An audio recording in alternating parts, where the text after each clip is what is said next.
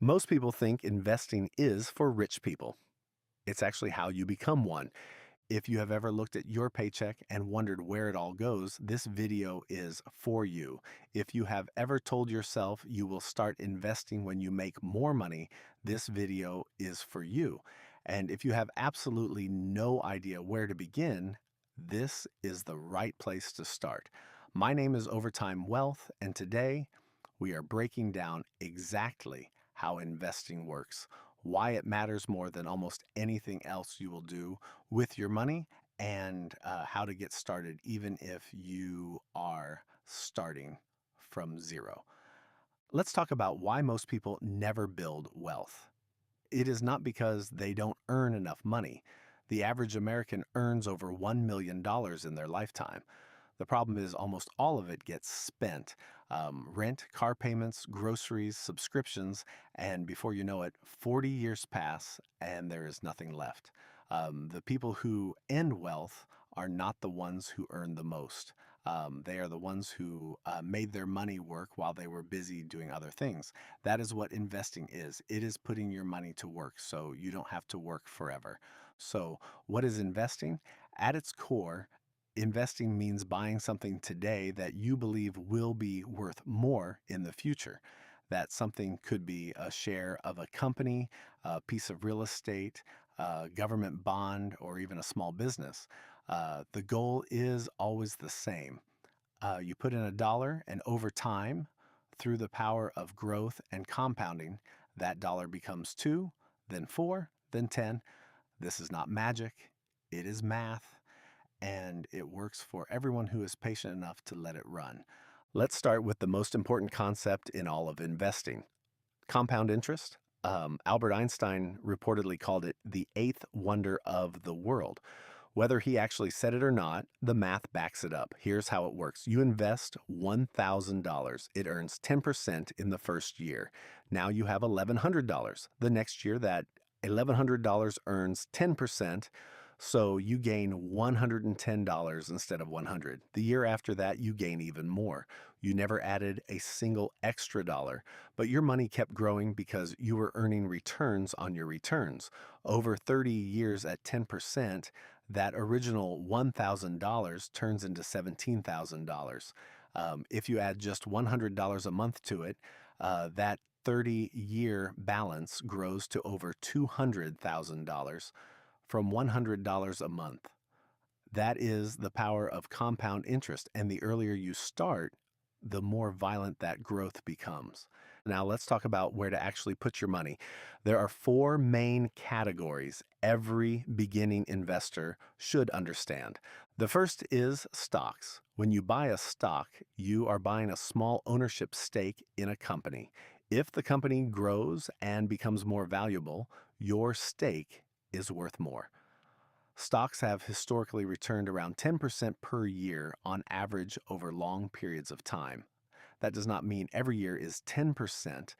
Some years stocks drop 20 or 30%, but over decades, the trend is up. Like, the key with stocks is not to panic when the market drops and to stay invested for the long term. The second category is index funds.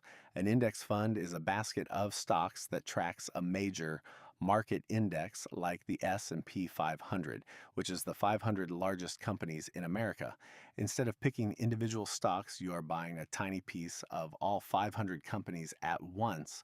This gives you instant diversification, which means if one company has a bad year, it does not blow up your portfolio. Uh, Index funds are the single most recommended investment vehicle for beginners by virtually every credible financial voice out there, including Warren Buffett himself. The third category is bonds. A bond is essentially a loan you give to a government or corporation, and they pay you back with interest. Bonds are safer than stocks, but grow more slowly. Most financial advisors recommend having some bonds in your portfolio as a cushion, especially as you get older and closer to retirement. The fourth category is real estate.